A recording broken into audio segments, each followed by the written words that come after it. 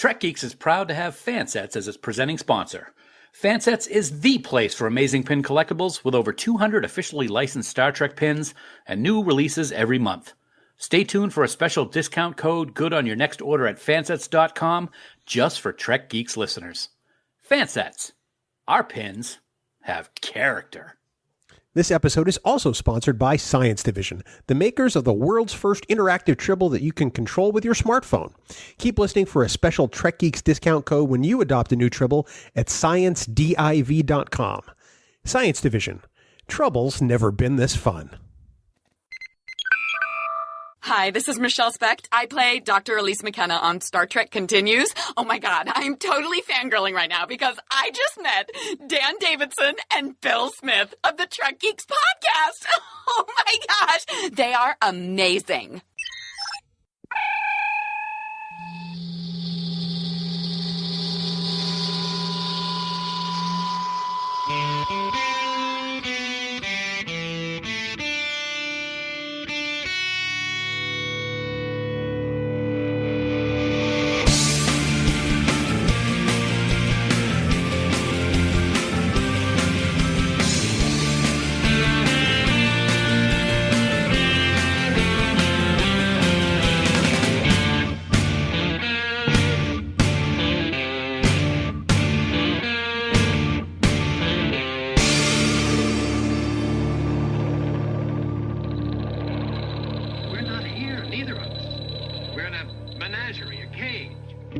From the Podfleet Command Special Afterlife Office, in the Delta Quadrant, and the Gamma Quadrant, and the Alpha Quadrant, and the Beta Quadrant all at once. It's the biggest little show this side of the Alpha Quadrant. It's the Trek Geeks podcast, the flagship of the Trek Geeks podcast network. So glad to be here for episode number 222. I'm sure my co-host won't be able to say that 10 times fast. Of course, he can barely say it once, medium speed. So, and I suppose I should bring him in. So we were just talking before the show, and we discovered there's a whole bunch of things that he can't do. One of them is typically speak behind a microphone. He's Dan Davidson. You all know by now. Hey, buddy. Hey, man. I am so happy to be here for episode 222. I just can't wait to talk about episode 222. It's going to be great. 222. 222. 2 to the third power? No, that wouldn't be 222, though. That would be something different. But anyway. No, that wouldn't be. No. Do you remember the 70s TV show Room 222? No, not at all. Okay. Cop show? Nope. School Comedy. show. School show. I don't remember that. I remember Zoom. Well, okay. That was different. That was on PBS. Yes, it was. Electric Company? Also PBS. Anyway. How are you? No, it wasn't like a learning show. It was a show that took place at a high school. Oh, okay. Sort of like a Beverly Hills 90210 thing. For the 70s. All right. Okay. Great. What does this have to do with Coda? Nothing. Nothing. It is. It's great to be here. It really is. It's always good. I always love your introductions. I can tell that we're going to have a fun time tonight. We are dealing with an episode that's kind of serious, but we're going to have fun with it. And of course, we are celebrating Voyager 25 still, as we are all year long. So we're going to deep dive here on episode 222. And Bill, we're going to talk about Coda. Yeah, we are. Season 3 episode. See it or skip it. All three of us gave it a see it. Myself, you, and the wonderful Alan Martinez. You don't even need me. You've gone through my bit and yours. Oh, were you doing that part? Typically, I set you up to name the episode. I didn't see it in the copy. It's not there. That's just how we've done it for 5 years. All right. So I see how this goes. Yeah. Slowly, you started taking producer duties. Uh-huh. Now you're starting to take host duties. Right. Yeah, but you're getting all the good guests, so you know. I'm glad you said it so that it was on tape, recorded, whatever you want to call it. While you're at it, if this is not too much for you to do, if this is not beneath you, could you please tell people how to get in touch with us? Nah, that's really kind of beneath me. Everything's beneath you. But... Yeah, absolutely. I'd be happy to. If you are looking to get in touch with us, you can head right on over to trekgeeks.com/contact, and you'll find a multitude of ways to communicate with Bill or myself. There is Skype chat, there's email, and there's even voicemail by way of that big blue button using SpeakPipe. Whatever way you want to contact us, make it so, because we love hearing from you. Plus, there's also the most positive Star Trek group on Facebook. It's called Camp Kittimer. It's our official group, and it's where over 1,700 friends gather to talk Trek. It's always positive, with no bashing or gatekeeping ever allowed.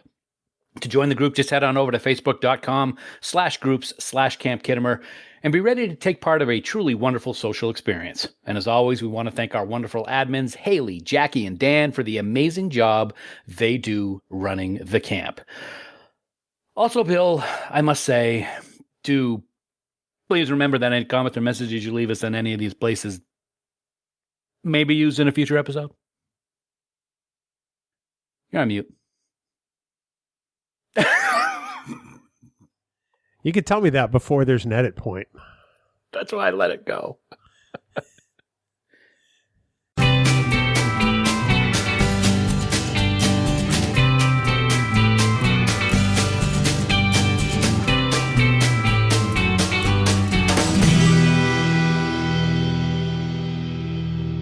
Dan, it's time for the news from TrekNews.net. Spanning the Alpha Quadrant. For all the news on all the Star Treks, yo. It's TrekNews.net. In stereo? Online at TrekNews.net. Dan, first up this week, fans loved seeing Brent Spiner return to the Star Trek universe in Season 1 of Star Trek Picard, and perhaps, I don't know, maybe we'll see him again in Season 2. Could be, absolutely. Could certainly be the case, Bill. Last Saturday, June 20th, Sir Patrick Stewart participated in Deadline Hollywood's Contenders television streaming event, and during the panel, Sir Patrick hinted that we have not seen the last of Brent Spiner.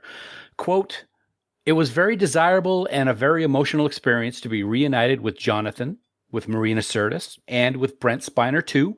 Although he doesn't appear that often, he has a very significant role in Season 1, and maybe he might again in Season 2. But I can say no more than that. Sorry to be so coy." End quote. So, of course, Spiner returned to Star Trek as Data in 3 episodes of Picard Season 1 and also played a new character, Dr. Alton Soong, son of Data's creator, Dr. Noonien Soong. And Picard executive producer Akiva Goldsman said earlier this month that the Soong character was introduced to, quote, "create a platform for which there could be more Brent in ensuing seasons," end quote. So stay tuned for more Spiner sightings, as it were, Bill. Spiner Sightings, the new podcast coming to the Trek Geeks Network in 2025. I'm okay with this. I mean, there's some people who are like, oh, they're going to keep bringing Spiner back. Well, what did you expect they were going to do? This is Star Trek. Every time we turned around in whatever show, he was playing a different Soong or a different android, for crying out loud. I'm all in. I want to see more. I liked what he did with Dr. Altan Soong. Yep. And I hope that character makes an appearance, or maybe he's got a twin brother. I don't know. We'll find out. I hope we find out. I do too. Hope your face finds out. That makes no sense. Dan, up next, we're both eagerly awaiting the new animated series Star Trek Lower Decks. And while there still is no official release date yet, there is some new info coming out. Yes, there is. Let's go with that release date, right? Last week, Entertainment Weekly gave us a first look preview of the highly anticipated animated series with a couple of screenshots and some info from show creator Mike McCann. Excuse me, I have a frog in my throat. Mike McMahon. Mike McMahon? Mike McMahon. Anyway, in the article, you can see that the crew is enjoying what appears to be replicated margaritas, which already has earned a special star from me. And he hinted at the possibility of some TNG cameos in the new series. Quote, "There's a lot of recognizable characters in the galaxy at that point. Next Gen is my favorite era. And as a huge Trek fan, I would definitely want to try to use some of them so that I could not only build out the world, but also work with some of my heroes. But I can't get more specific than that. You'll have to wait and see," end quote. So that's the second little teaser that people have been throwing us, the news this week. Now, it is worth noting that the Entertainment Weekly article is really the first significant promotional effort from CBS about Lower Decks since last summer. So hopefully we'll get some more info and maybe even a trailer soon. That would be very nice, wouldn't it? I have to believe that if Comic-Con were still happening in person in San Diego, they probably would have had something for that. I can only hope they have it for the Comic-Con virtual event or something. Nice. Because here we are, we're more than halfway through, actually we're almost halfway through 2020. And they said 2020. Not a whole lot of time left. That's right. Considering Discovery is still still working on music and edit. Actually, still some editing, although one of the editors has finished his work on Discovery, not all of them. Yeah. So I was hoping for summer. It's summer. Let's go. Yeah, I know. Summer is the time to do these things. Especially right now, we're all home, right? It's like we're not watching TV. I don't know why I couldn't pronounce Mike McMahon's name. I was having like a really bad brain cramp, but it happens. Your face is a brain cramp. And finally, Dan, we just wanted to take one more moment to sincerely thank everyone who helped our cause for Feeding America with our live stream a couple of weeks ago with special guest Jonathan Frakes. Yeah, we really do, man. We've said it so many times. We are both so humbled at the outpouring of support for this very, very important cause. We had an absolute blast talking to Jonathan, and we hope you enjoyed the conversation. But most importantly, however, is because of you, our listeners, we raised over $5,600 for Feeding America. $5,605.40 to be exact. That's over 56,000 meals to those who are struggling during this still very dangerous pandemic. So thank you very much from the bottom of our hearts. Your generosity and support is appreciated by us and by so many people that we will never have the opportunity to see face to face. No, you're 100% right. It's incredibly amazing. If you think about it, with 56,000 meals, that's one meal for every resident of Greenville City, South Carolina. Wow. It's enough to give everybody in an entire city one meal. Mm-hmm. That's amazing. That is amazing. It's all thanks to the generosity of Star Trek fans and obviously to the kindness and generosity of Jonathan Frakes for this time. So right. I'm still in awe of what we were able to do during this pandemic. And I'm so grateful and thankful to everybody that participated. I really am.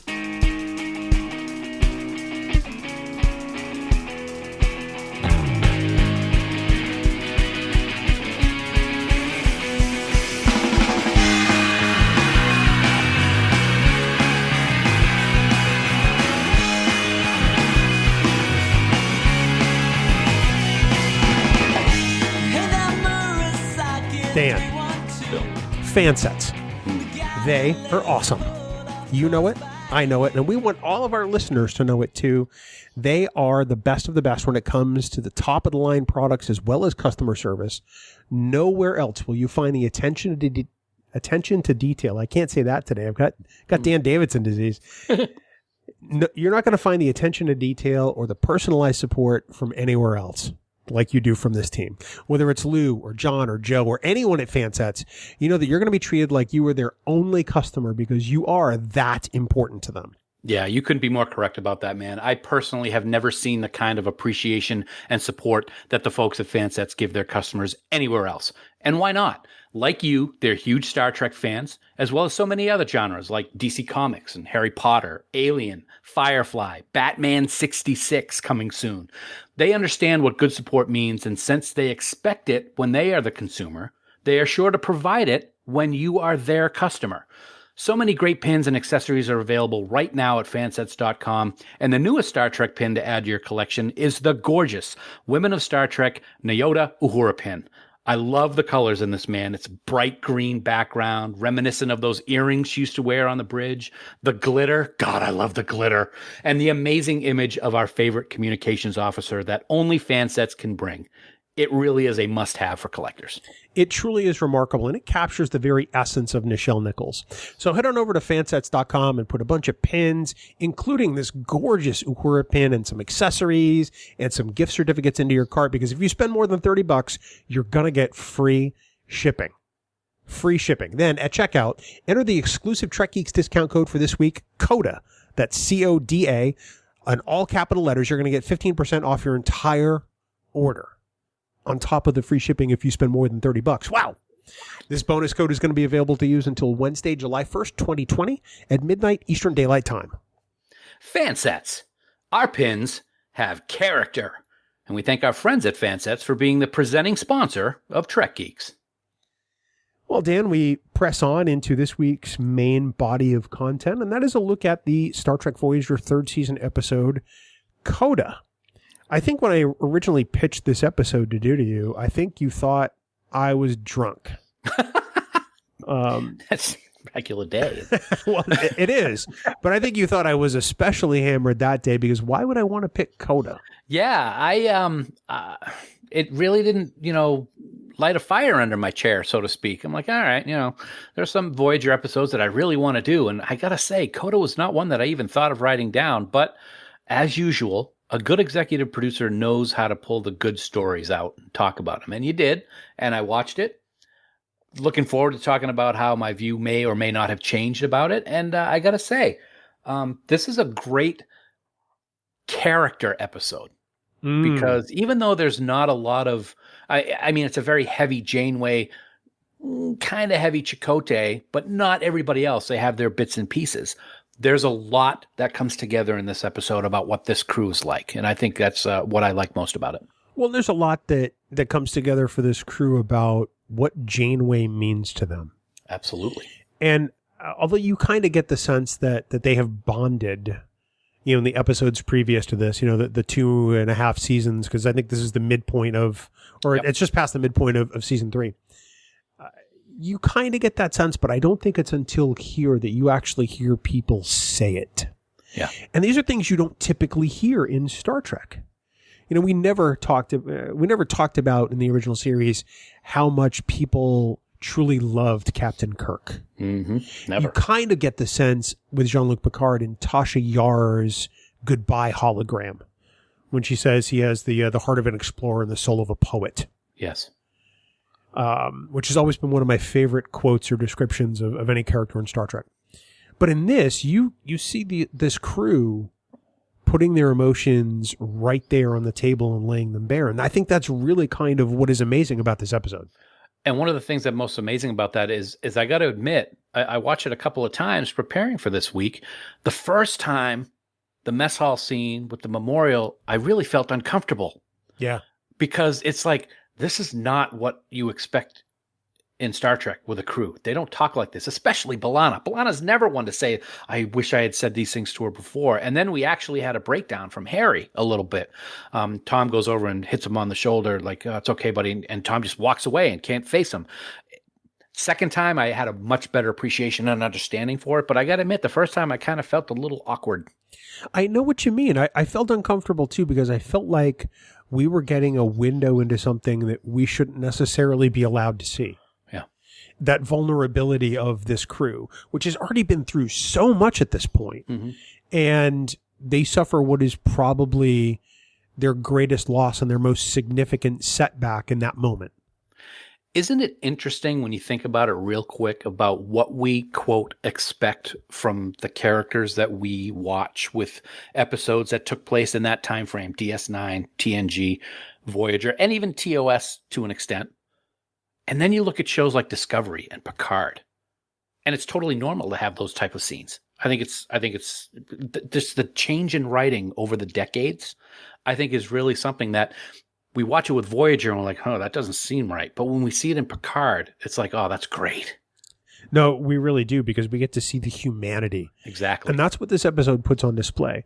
I mean, at Trek Boss 2014, when we first got together for the first time in like 10 years, mm-hmm. and we went to our first Star Trek convention together, Garrett Wong was there. Yep. And we talked about how he mentioned the dinner that they took the cast out to. He said, all right, all you human people, we want you to dial back the emotion a little bit. Yeah.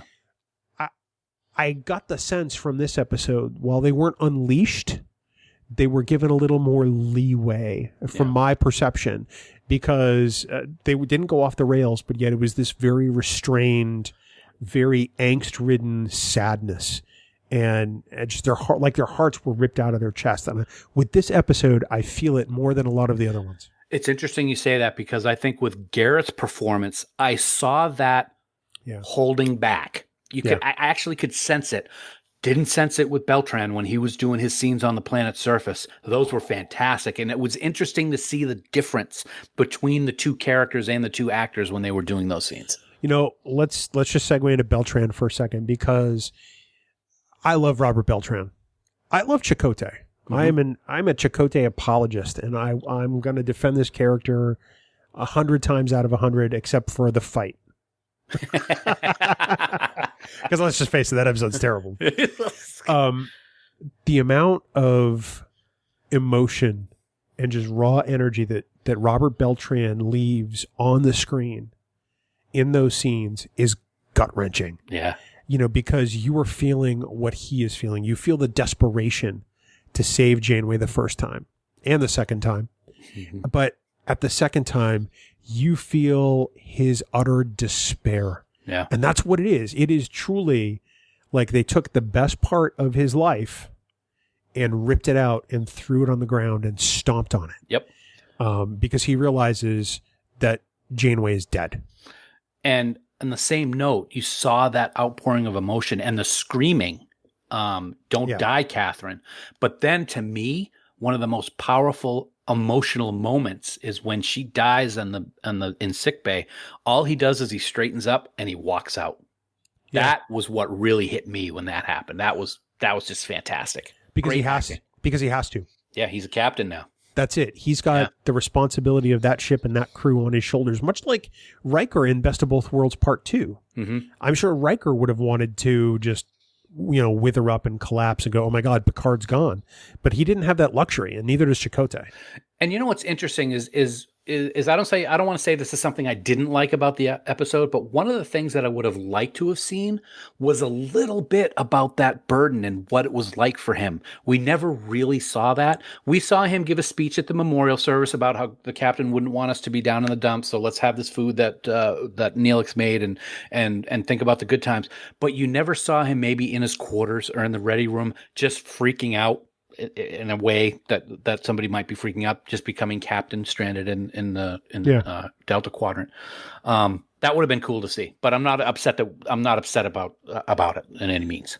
I think they made the right decision in concentrating on Tuvok for that in the Vulcan way, and not necessarily Chakotay, because that scene where after Kes leaves, they've been searching for her, and I'm using air quotes because they're trying to figure out if Kes detects some sort of presence, and they realize she's not.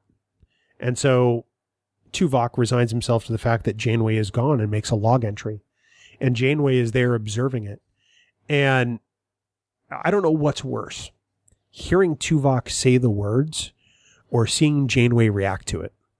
Oh, yeah. Because she is as leveled as he is. I mean, he's leveled in his own way because he's Vulcan. Mm-hmm. He's feeling it. We know he's feeling it because Vulcans have emotions. They just hide them. Yep. But she is laying on the table the emotions for both of them. Let me ask you a question, because this is something I've been struggling with to try to ascertain what's going on. All of these scenes, are they fake from the alien, or are they real and she's just seeing different, whole things of you're laughing hysterically. So obviously I must have wanted something that we're going to talk about later. Well, no, because I'm sitting here thinking to myself, I've watched this episode like 3 or 4 times now in preparation for this. I still don't know if the Vidians were really there. Yeah. Any of that stuff. Was it all just something that that Daddy planted in her mind, or was it just different time loop? I don't know. It's confusing thinking about. Well, it's interesting because when we first saw this episode and, they loop back the first time, it was enough like cause and effect, but not like cause and effect at all, where you didn't think you were seeing something you'd seen before. And I really appreciated that about this episode. Yep. I liked how right away, the first time it started over again, they both were like, wait a second. Yeah. Something's not right here. And I did like that aspect. It wasn't, we didn't have to put a bunch of 4s in the computer or anything like that. Yeah, they didn't have to go through 3 acts until they realized, wait a second, we've done this before. Oh, it's a abandoned ship. Sorry. I like that instantly, but it makes me wonder if she really died right there the first time Chakotay revived her, and the Vidians weren't there. Or maybe there really was a time loop, and they they dissipated it with the tachyon field. But either way, she was choked out by the Vidians the first time. I kind of think that they weren't there because they made it very clear that they had been outside of Vidian space for a long time. Yeah. So I'm thinking that the alien father guy, whatever his name was, used past memories to try to get the story going so she would cross over. That's just off the top of my head right now as we're talking about it. Admiral Janeway? Well, yeah, but he's not really Admiral. I thought that was an interesting choice to use her father. And of course, they selected an actor who just has immediate gravitas. I always screw up his last name, so I'm going to butcher it. Len Cariou, who spent lots of time on Broadway. I mean, the guy he's established, he's respected. I thought he was the perfect father figure for Janeway. Yeah. But I have to believe that the aliens chose a father figure on purpose because of what he meant to Janeway to sort of maybe get her to cross over. Coerce her a little bit better. Yeah. Yeah, absolutely.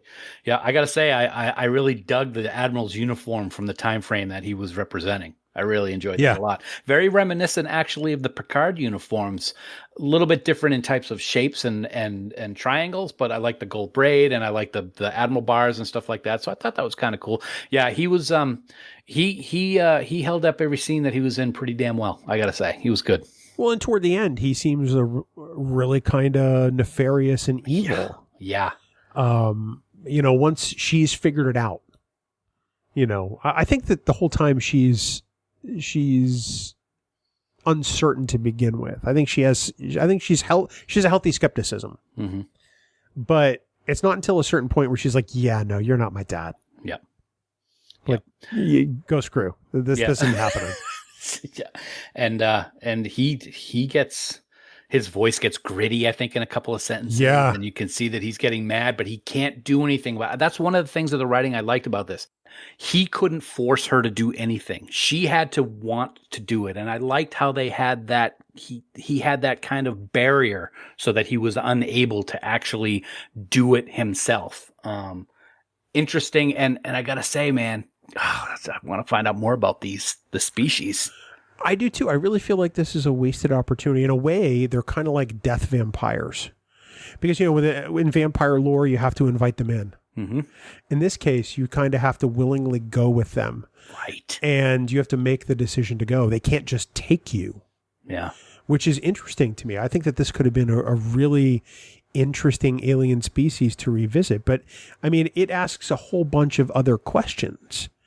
Are they only in the Delta Quadrant? Have humans been encountering them for eons and we just didn't know it? Yeah. Is the concept of an afterlife really these aliens? I think that this episode had the potential to be incredibly subversive and make some incredible commentary beyond what it does. But it could have been long lasting, and I'm sure that it would have made some statements, I think, that would have just shook people. I was shaken by some of the things that he said when he was explaining how he went through the same thing, and people have always talked about spirits or ghosts or forms of energy. And I'm like, oh my God, these creatures have been around for all eternity all over the universe. That's how I took it, that these could possibly be what people think of when people pass on and they're visited by their loved ones. That they're not really loved ones; they're just aliens who want to feed off of you. well, that's it. I mean, let's adapt this into the real world. I mean, from my own perspective, I don't believe in ghosts. I don't believe in spirits. I don't believe in haunted things. All these ghost chasing shows on TV, I think, are complete BS. They even say, well, nobody's the way to detect this hasn't been invented yet, even in the future. But I also don't believe in an afterlife. I don't believe that anything happens. I think that you just sort of close your eyes and that's it. But watching this episode, it made me go, huh. So what if? Yeah. ... Yeah. And this probably was not the best week for me to have this particular realization. That's right. I was actually going to bring that up as yesterday was the anniversary of your mom's passing as well as her birthday. Yes. And when we were talking about doing this episode, you actually mentioned it, and I was like, oh, bleep, this is not the right time to be talking about this. Did that have any impact while you were watching this? A little bit. I tried to put myself in Janeway's shoes, and I tried to imagine, well, what if that were my mom instead of Janeway's dad? You know, I tried to approach it from that aspect. Let's assume for the moment that, you know, what happened to Janeway is what happens. Okay, well, for the purposes of this discussion, okay, let's just stipulate for the record that what happened to Janeway is what happens. Mm-hmm. That's the concept of an afterlife. All right. Would I go? And I don't know that I'd be as bold as Janeway. I think that because of the comfort, yes, and, you know, my mom was my superhero growing up. I mean, she could do anything.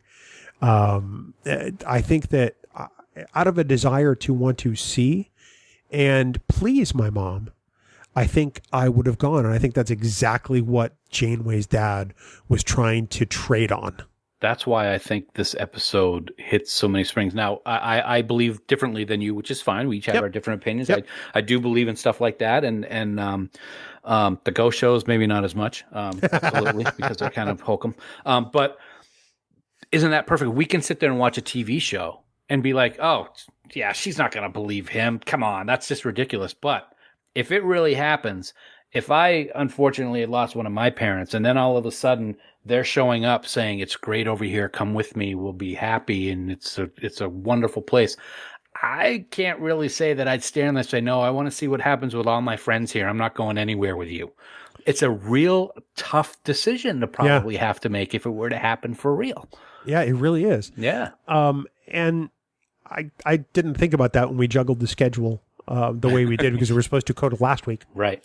And so when I saw it on the schedule for this week, I'm like, oh, man. Yeah. Oh, this was a bad idea. But in hindsight, I think it actually, this is going to sound weird, I think it enhanced my viewing of this episode and allowed me to look at it a little more clearly. Oh, good. Oh, that's good to hear. At least I think so. Yeah. You know, we could get 6 months in for this. I have no idea what I'm doing, man.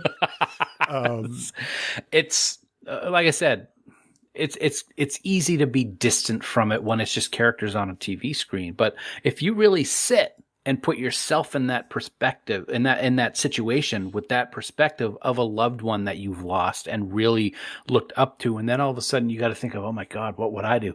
That would not be an easy thing I don't think I would have been able to do what Janeway did. I really don't. Yeah. Which tells especially if I had to sit and see what was going to happen to you, I'd be like, let's go, Mom. Okay. Yeah, which tells us a lot about Janeway, which we'll discuss on the next block. But one of my favorite things about this episode is just, it is one of Jerry Taylor's finest scripts. This episode doesn't get a lot of love because I think a lot of people think it's mid-season filler. Mm-hmm. But there are so many layers to this script that I just didn't respect it before. And man, I sure as hell do now. Well, I'll tell you what, one of the things that we actually talked about is how's my view changed about this? Because when we talked about first doing it, I was like, huh? Why? Yeah. And that's exactly why. I mean, what I remember about this episode from watching it in the past before preparing for the podcast is I'm so sick of these type of aliens that just come and feed off of people's memories and want to take you and blah, blah, blah. I'm like, I don't have any interest in it. Oh, and it's a time loop story on top of that and things are happening over and over again. Okay, this is a waste of time. God, dude, I don't feel like that at all anymore. That's one of the things I love about Voyager is that with the rewatching and being older, the appreciation I have for episodes like this is exponentially higher. Absolutely. You know, this episode I don't think would get made today. I think that people would shy away from this. And I think that it wouldn't be told with the nuance and the sort of look that this requires. And I think that's largely because television isn't episodic for the most part anymore. Right. This only works in an episodic series. You can't take this over a 12-episode arc and deal with it because it's not the same story. Mm-hmm. Let me bring up one aspect of that, which I think they really missed in regards to this. Totally. And that's this alien talked about bringing her over and feeding off of her for a long period of time. This could have been a really bad dude, bad race, bad enemy for the crew, or more than just the crew, depending on where they are in the galaxy and universe. And we never saw him again, never heard from him again. And I think that was a big mistake. You want to talk about more soulless than the Borg? Oh. You want to talk about more evil than the Borg? You want to talk about a bigger threat, say, than species 8472, potentially? They feed off your love and then eat you. Yeah. What if this species develops a way to just grab people? Yeah. You know, I thought that there was a lot here. In a way, there's part of me that's glad they didn't go back to this, although I wish they had. I think that this could have been some really inspired storytelling. I'm glad we have the hour we have, don't get me wrong, because I think it is, for me, it's one of the best Voyager episodes I've ever watched. What's the episode of TNG where they all lose their memories and there's one, Macduff is actually a Lesepian? Is that what he is? I forget. I think so. I think it's Conundrum. Yeah, Conundrum, exactly. And they phaser him at one point and you see what he really looks like. I like special effects. I like seeing aliens in Star Trek, even though I may not like what some of the alien stories are like. I would have loved at some point to see exactly what this alien race looked like, because you talked about it. They're like death vampires. It would have been so cool. Stick with me because this does have a joke at the end of it. It would have been so great is if somehow she were able to do some scan where you saw him and he really was kind of like death, but it was Bill Sadler from Bill and Ted's Excellent Adventure. And he's like, "You sank my battleship." Sorry. What is wrong with you? Sorry. Hey, we've had him on the show. I can talk about him. But in all seriousness, it would have been cool to see some kind of terrifying looking creature being this alien manifestation of what the Admiral was.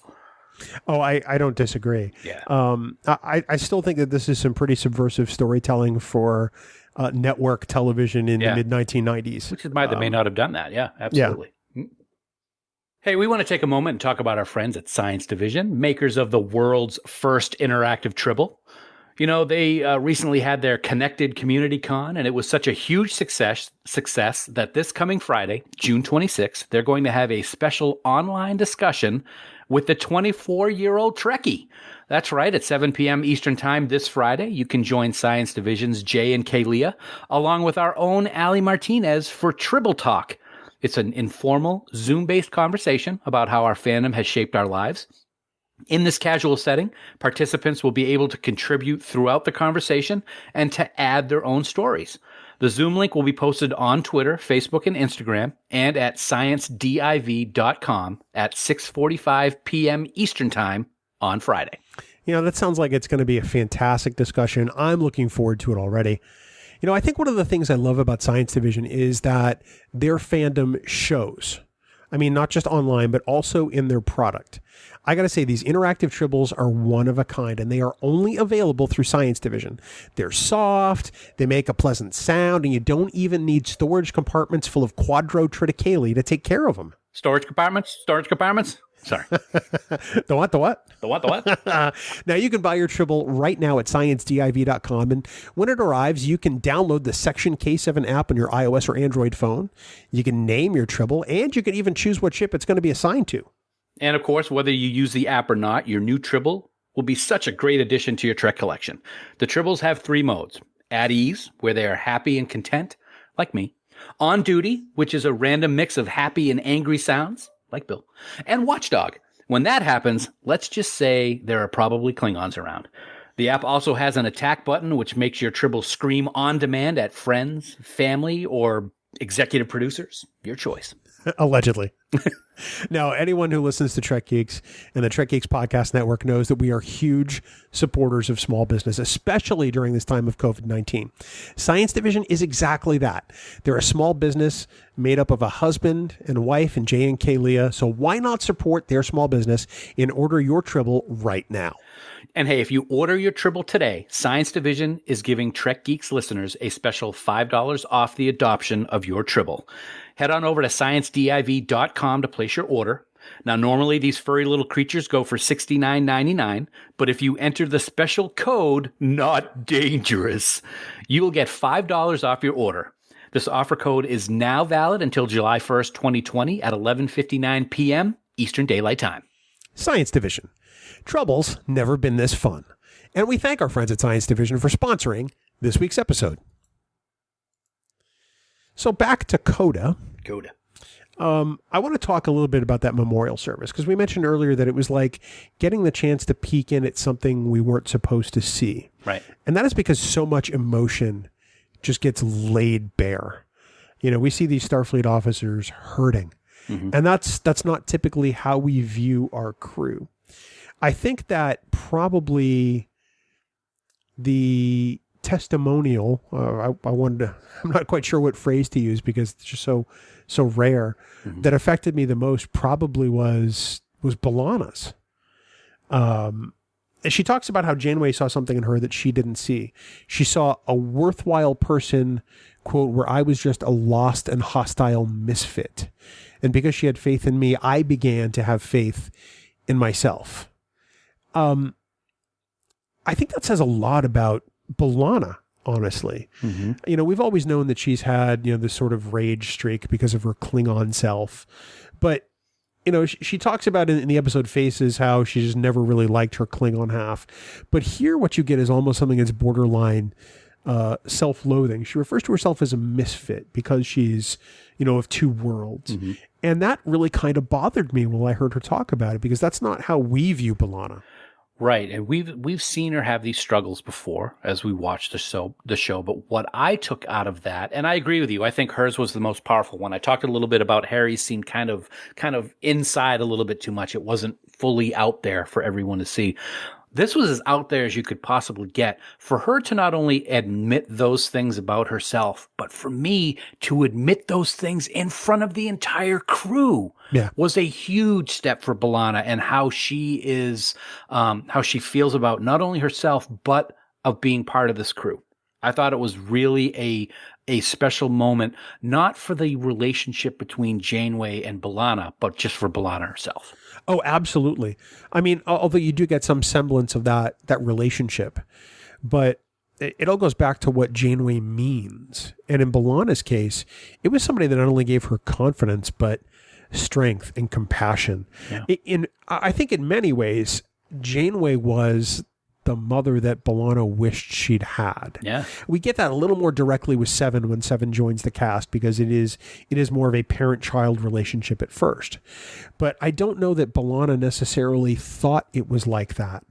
I don't know. What do you think? I don't, not at first anyway, because I mean, she said it even in the speech that she had, for the longest time, she thought Janeway was purposely setting her up to fail. Yeah. She made her chief engineer so she could fail. She did this so she could fail. She wanted a Maquis to be running things so she could fail. I thought that was an interesting way that she looked at Janeway. And I remember very vividly conversations that they had in season 1 about when she became chief engineer and how upset she was and how she thought that Janeway was just doing this to show some purpose, that the Maquis weren't important or something along those lines. And she took, she really looked at it again as time went on and realized that no, she wasn't doing it for those reasons. She was doing it because she wanted to succeed, and she had that strength about B'Elanna that B'Elanna didn't have in herself. Absolutely. I think about Harry Kim's speech on the tears. When I watch it back and I read it, I think B'Elanna's is far more emotional than Harry's is, because as much as don't get me wrong, I love Garrett Wang. Mm-hmm. I like the Harry Kim character. I've stated that many times. Yep. This speech really is kind of Wesley Crusher-ish. Like teenage Wesley Crusher. Yeah, it really is. Yep. She'd want us to be cheering each other up, remembering the good times, like that away mission where we all found those bushels of overripe fruit. I must have eaten half a kilo, and my hands and mouth were all purple. And the captain came down and sat next to me, and her mouth was all stained too. Oh my goodness. She put her arm around my shoulder and said, Ensign, these are times we have to remember stuff. Starfleet. We don't lie. I wanted Harry's dialogue to be more impactful, or at least equally as impactful as B'Elanna's. Yeah. Now, I think Garrett's delivery on it really changes the tone of this remembrance. I think because it is emotional when he tells it. Mm-hmm. If I just read it off the page, I'm like, really? Yeah. But I think that's a credit to Garrett's performance in this particular scene, where you know that memory means the world to him. Was it that scene? Was it that speech where Janeway had tears coming down her? Yeah. That was for me. That was the moment of the episode when you saw her eyes welling up, and then you just saw one on one side, then one on the other. That was great, and I couldn't remember if it was during B'Elanna's or Harry's speech, but yeah, that was definitely tough.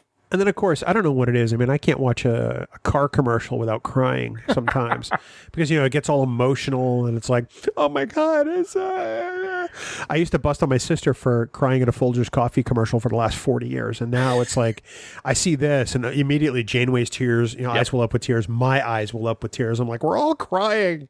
Stop it. Okay, you want to talk about something that won't make you cry? Yeah. Wow, was the Doctor evil? I meant to bring that up in the last segment. Oh my God. So that scene starts off very solemn. Yeah. And okay, so there's Janeway. She's got the phage. You see it affecting her. You see it on her face. And then the Doctor goes from, I've got some bad news to, it's going to get a whole lot worse, Katie. Katie, bar the door. Just breathe easy. It'll be easier. I'm going to euthanize you now. I'm like, what? Wow. And the look on his face is just, that is harsh. It's like, harsh. Are you freaking kidding me? Yeah. That was good Bob Picardo right there. It was masterful. Yeah. I mean, that's sort of the obvious tell to the audience that it's not real.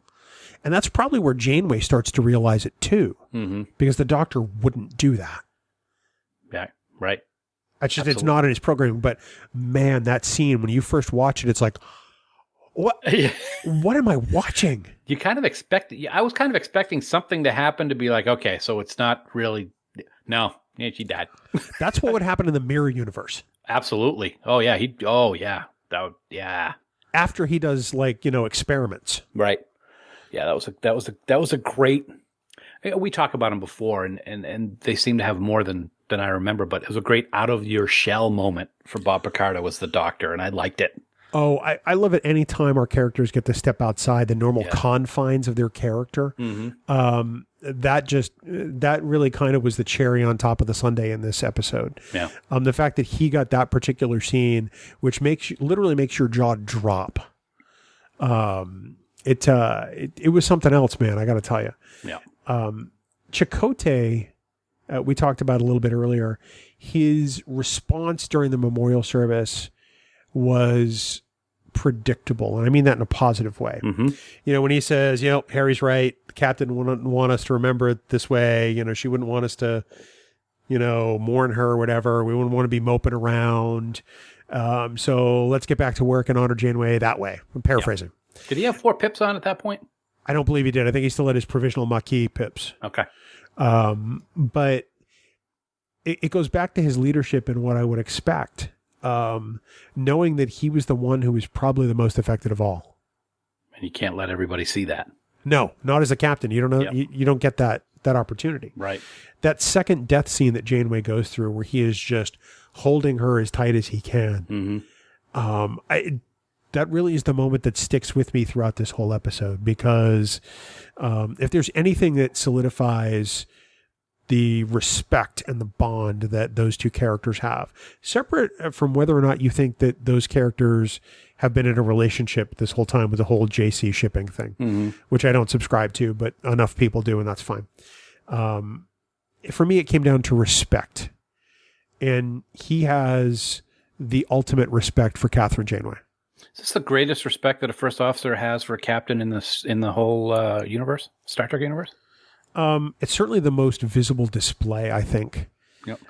Except, I don't know, Kira. Well, but that's what I was going to say. Kira, she's got a religious annotation to her respect for him. That's it. Yeah.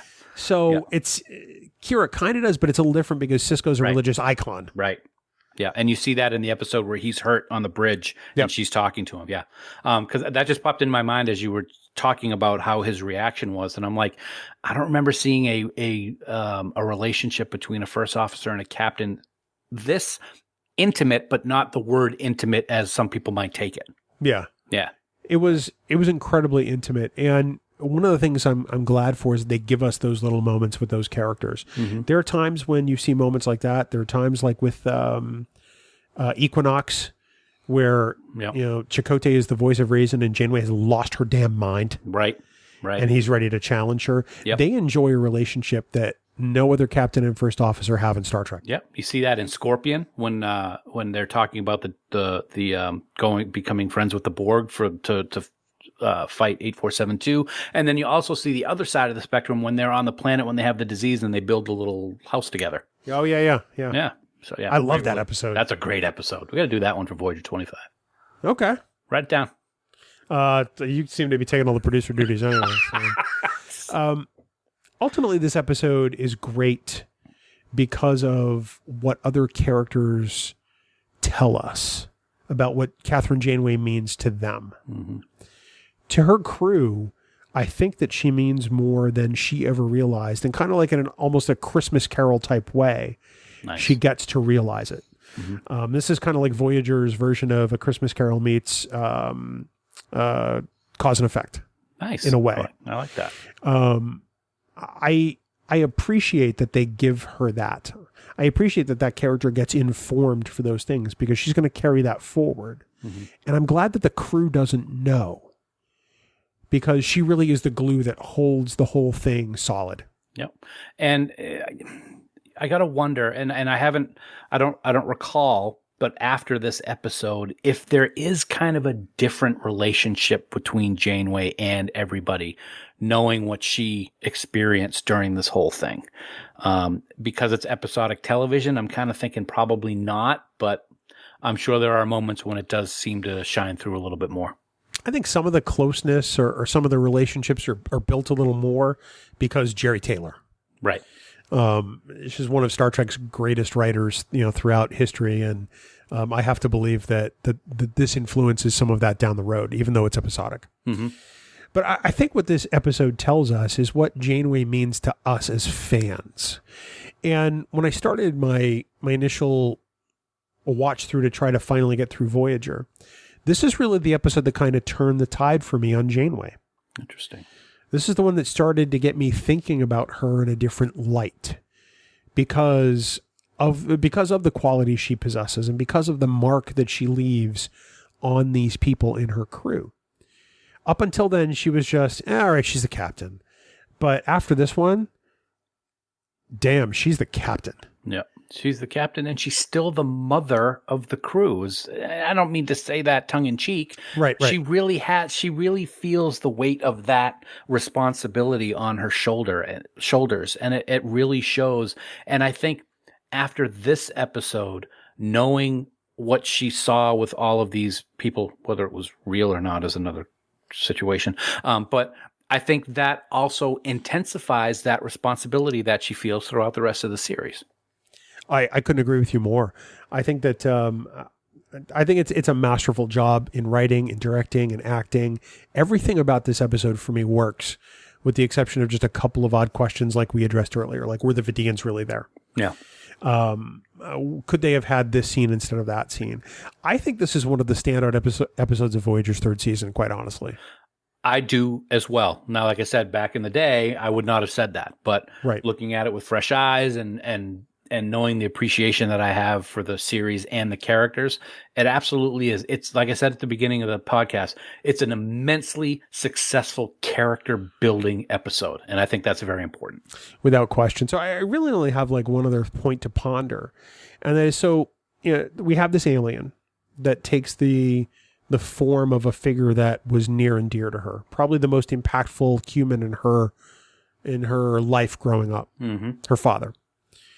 And this alien specifically preys on the concept of death. He portrays it sort of as like the Nexus. But does this make it closer to the concept of hell? Well, she referred to it as hell at the end of the episode. She did. At the end of the episode. She did. Now, was that because of how it looked behind him with kind of like the fire and brimstone coming out of that distortion? Quite possibly. But that's a very, very good question. I find it really interesting that these aliens are able to not force Kathryn, and we'll use Kathryn in this instance, not force her to do anything, but yet they can read into her mind, because he was telling all kinds of stories about when she was a kid and when he really died and this, that, and the other thing. He knew in her room everything by herself.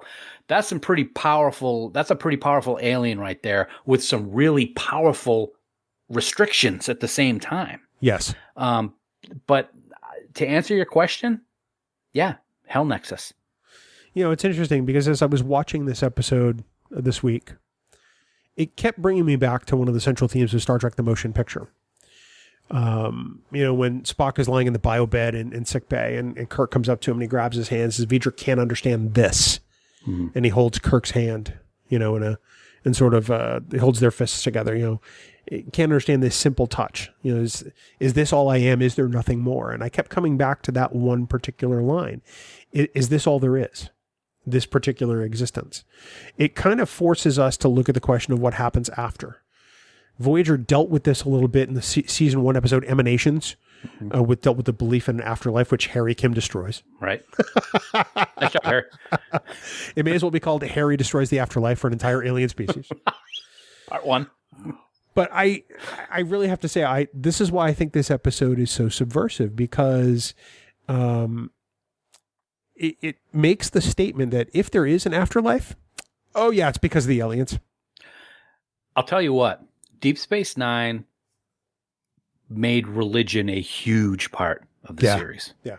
This episode could be a huge religious episode if people wanted to think of it that way. This could either really help with people's ideas, or it could really shoot them to hell, no pun intended, about what an afterlife could be like. In my head canon now, because you just said this and this just happened in this instant, that alien is the same alien that makes up the Pa Wraith. Boom. Oh, that is fantastic. What if? Man. What if? Is right. If they're everywhere and they can read your thoughts and pull out your memories and make you see and do things that you wouldn't normally do. Pa Wraiths do that. This guy did that. That's totally justifiable possibility. Or what if it's something akin to the Pa Wraith? You know, what if it's something related? What if what the Pa Wraith are an evolution of this alien? Mm-hmm. I think, wow, that just totally blows my mind now that you brought that up. That's really good. You're welcome. Wow. So we want to know your thoughts on Coda. I mean, this is a deep episode, and it's really hard not to dive in and get it stuck in the weeds on this topic. We try to keep Trek Geeks light, and you can only keep an episode like this so light. But what do you guys think? Let us know on social media, or drop us a line or a voicemail. Yeah, that's Coda, man. Coda. It's a great, great episode. Speaking of Coda, did you know that Coda is a musical term? I didn't.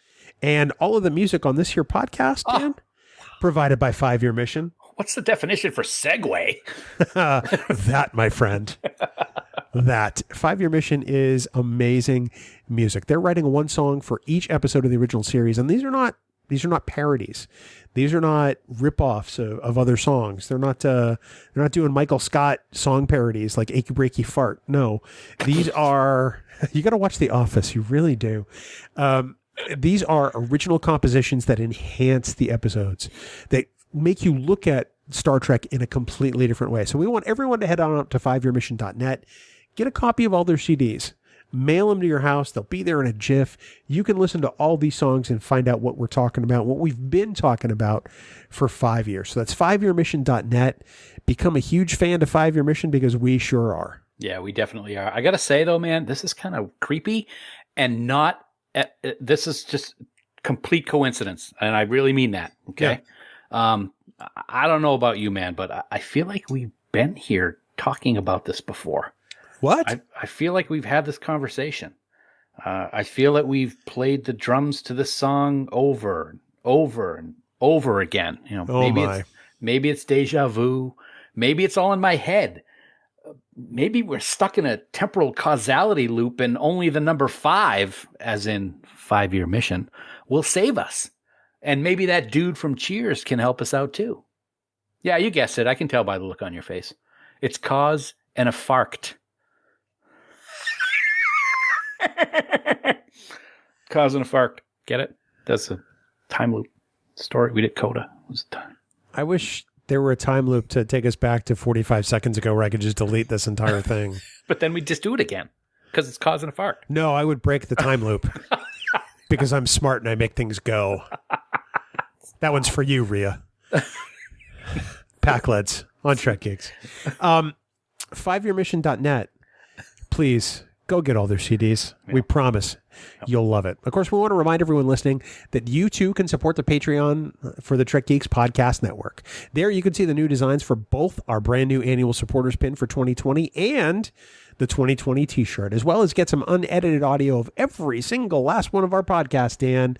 And there are some additional perks. That's a lot of podcasts. Yes, we want to take a moment right now, though, to thank our associate producers for Trek Geeks. We are just so grateful for their continued support. So thank you, Adam Sanders, Brandon Everidge, Heather Sohn, John Krikorian, Rick Tatro, Trey Womack, Sean Lynn, Tim Robertson, Tim Serdar, Vikram Bhatt, Greg Rozier, Andy Fark, Kimberly Francis, Ron Robel, Brooke Horton, Jim McMahon, Luke Burnham, Eric Sakian, Lisa Tomlinson, Jamie McGregor, Brad DeMag, William Edward M. Jr., Dave Andrews, Aaron Molenkoff, Jonathan Hamilton, and the gracious and wonderful Conrad Hutchins. You almost ventured into Ringo Starr territory there. Oh, that would not have been on purpose, believe you me, but I got my mind set on you. That's George Harrison, you idiot. See, I'm always on your toes. We also want to thank our Trek Geeks producers for their support. They are Ken Tripp, Casey Shafsky, Charlie Mulvey, Chris Trabuzio, Craig Ewing, Eric Extreme, Jackie and Chris Hackney, Leonel Marchand, some guy named Matt McGonigal, I don't know, Mike Bovia, Sean O'Halloran, Peter Craig, Ken Bird, Jamie Rogers, David Hood, Rachel Delaney, Kyle Castillo, Chaz Bradshaw, Kimberly Hartman, Christina Werther, Steph Lescue, and the lovely and talented Jess Fashon. I saw an eagle. I saw an eagle. Yes, absolutely. You too can become a producer of the Trek Geeks Network, and it is just so easy to do. Head on over to patreon.com/TrekGeeks today for all the details. Dan, next week we have a special audio version of a recent live stream we did with a very special guest. Indeed we do, Bill. Indeed we do. It was an absolute joy and pleasure to welcome Jonathan Frakes to the Trek Geeks Podcast Network a couple of weeks ago as we held a live stream fundraiser for Feeding America's COVID-19 Response Fund. Our expectations were blown away as we raised over $5,600 to help those in need. Did you miss the live stream? Well, as Sarek would say, worry not. We have our full and unedited discussion with Captain Riker himself next week on Trek Geeks, the flagship of the Trek Geeks Podcast Network. I just have to reiterate how grateful we are for the kindness and generosity, not only of Jonathan Frakes, but of each and every person that donated to our Feeding America live stream. And also the folks that are our Patreon donors each and every month. These are unprecedented times. And the fact that everybody has turned out and shown so much support, not just for us, but for those in need, really tells us that the best of humanity is still out there, man. That's good to hear, because there have been times during this whole thing where I've kind of questioned if we're ever going to get there. And seeing what happened with the live stream and seeing what happens with our supporters just kind of puts that to bed. So I'm back on board, buddy. 100%. Of course, for more great Star Trek discussion, please check out the other member podcasts of the Trek Geeks Podcast Network. You can find them all, including where to listen, by visiting trekgeeks.com/listen. And of course, for all the news on all the Star Trek CO, please visit our great friends at treknews.net. For now, this has been episode number 222 of the Trek Geeks Podcast. We do hope you all live long and prosper. Maybe if I stand with a coconut on my head, you could phaser it off. Ha, sounds great. If I miss, I get to be captain. Maybe you could stand with a coconut up your ass. Wow. Ouch. Music for Trek Geeks is provided by 5-Year Mission. They are writing one song for each episode of the original series. Download their music at 5yearmission.net. Trek Geeks, a Star Trek podcast, is a production of Coconut Media Works, executive producer Bill Smith. For even more Star Trek discussion, check out Discovering Trek, a Star Trek Discovery companion, Available on Apple Podcasts, Spotify, and discoveringtrek.com.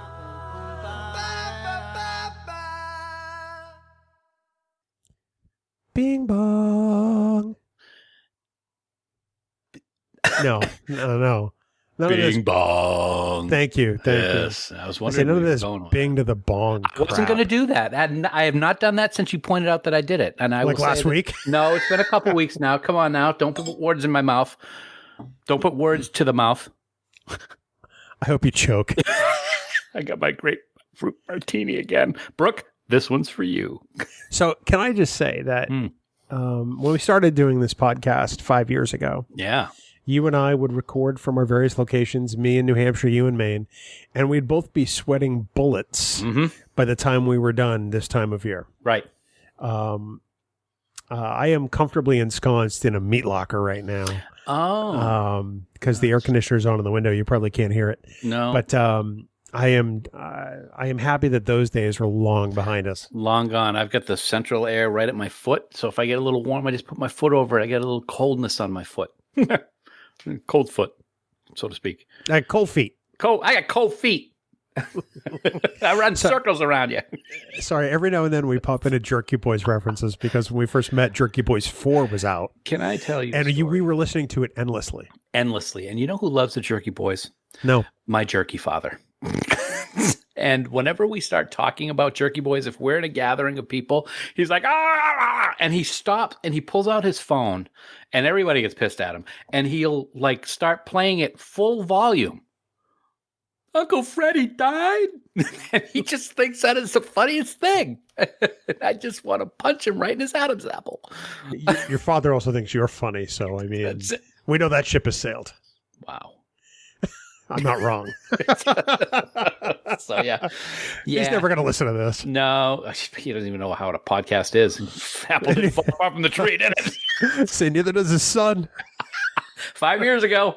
6 years. It was 6 years ago. Yeah. We went to Trek Boss, and we had the infamous conversation that was, no, it's a podcast. I told that story this weekend. Yes. I was on a recorded panel for Virtual Trek Con, which is being hosted by Ryan Husk and Sirach Lofton from Star Trek Deep Space Nine. It was me and some of our favorite people, Jar from Women at Warp. Awesome. Brandon Shamutala from Melodic Treks. Yep. Dr. Trek, Larry Nemechek, and me. So 3 really good people and me. Yeah. Yep. Well, 5 if you count Ryan. Well, no, I was just talking about guests. I was talking about guests. Sirach was awesome. Ryan did a great job. Nice. When you have that many people and it's an hour thing, I mean, you got to move it very, it's got to be tight. And Ryan moved it along extremely well. So that's going to be sometime during the week of July 15th through 20th, I think Virtual Trek Con is. I believe so, yeah. So you told the story about the meeting in Boston, did you? Well, yeah, I said, we talk about how we got going and what did we know now that we wish we'd known then and that kind of deal. And what should people watch out for? And of course, the first thing I talked about was negative feedback because our very first piece of email was, you guys should be more like Mission Log because they're a great podcast and you could learn a lot from them. Mm-hmm. Yeah. Well. And here we are later, still in Mission Log shadow. Yeah, but John Champion's got a big shadow, so. Well, no, because he's really kind of small.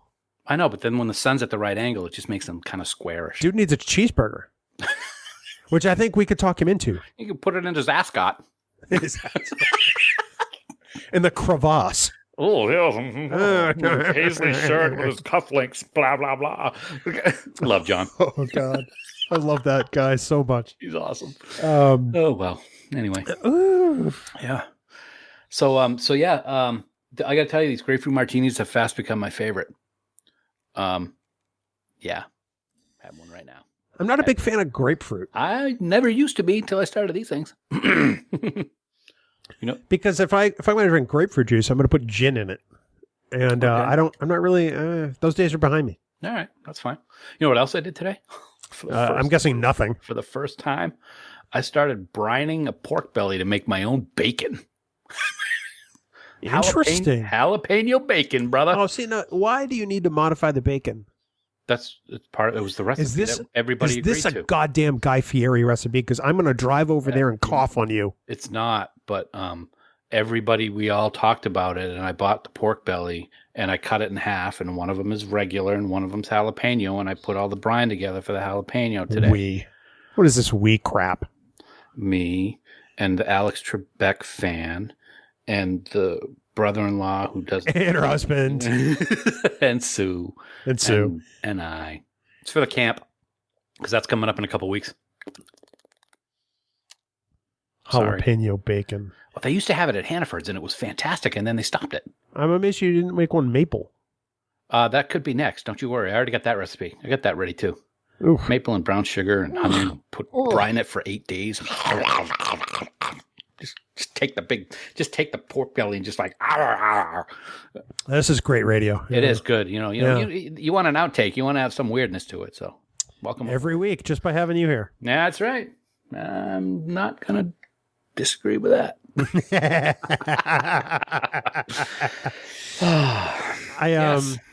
So it is now June 23rd. Mm-hmm. I am at 103 days at home. Yes. Oh, I can answer this for you. That's a lot of days. I'm one less than you, no matter what it is. It's 102 for me, so it's 101 for you. Yeah. I feel like it's a whole lot longer. I've been fine with it. And I actually have a new re-energization. How about that one? Because now I have the new setup in the loft for the laptop and the. Can you spell that? No. Come on. Why don't you just ask me to do some multiplicativeness equational transparencies or something too? See, I want to boil this down to times tables. I got a story about math. This is a story that everybody will really appreciate, I think. I remember this is elementary school. I don't remember much. My memory's not very good. But I remember that we were doing multiplication for the first time in elementary school.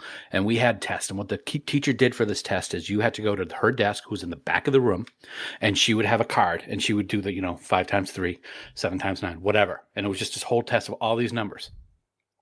And it was on a Friday. I'll never forget this. It was on a Friday. So it was my turn. I went up there. I did them all. She put the last card down. She goes, "What homework do you have planned for this weekend?" And I said, "Oh, I got this, and this." She goes, "You don't have any homework this weekend. Congratulations. You're the only person who got 100. And now I can't add 2 plus 2. So I have a couple of immediate reactions. 1, what a kiss ass. 2, hey. I think it's cute. You think you have a hard time just adding 2 plus 2. You have a hard time breathing. Yeah, see? Yeah. So when I was in the 3rd grade at Hallsville Elementary School in Manchester, New Hampshire, my 3rd grade teacher, Mrs. LeDuc, used to make us all go through the deck of flashcards. Mm-hmm. And you couldn't think about it. You just had to be able to rattle off the answer. Right. When you made it through her entire deck, and you did so successfully with no mistakes, you got a box of Cracker Jack. Every single kid did it until they got their box of Cracker Jack. Wow. And that was the coolest way I ever learned anything. Not having homework for me was pretty cool. So, well, suck it. I had a Cracker Jack. I would have taken the Cracker Jack if it had the tattoo for the present, because that's what I always looked for in the Cracker. The special surprise gift? Yeah. I don't remember what mine had in it, but I don't think it was a tattoo. That was always the good one when you get the tattoo. Like the stupid boat or whistle. If it was a tattoo, it was 1970 something. I'm sure it would have said "Keep on trucking." It might have been laced with something too. Yeah, I know. Keep on trucking with the guy with the big thumb. Yeah, totally. Nice. Caramel coating. All right, Trek, you ready to do some Coda? Let's do some coding. You see? No, I'm not good at coding. I know I'm not. You're not good at anything really. Kuchimoya. Fart Kuchimoya. You got a fart Kuchimoya there. Yes, I know that. That was very good. You came up with that one, so I got to give you credit where credit's due. You're going to love today's. I can't wait.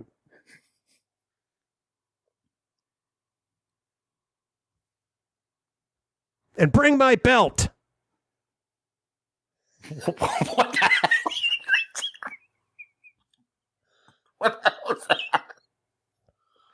It's just throwing you off your game, buddy. Wow.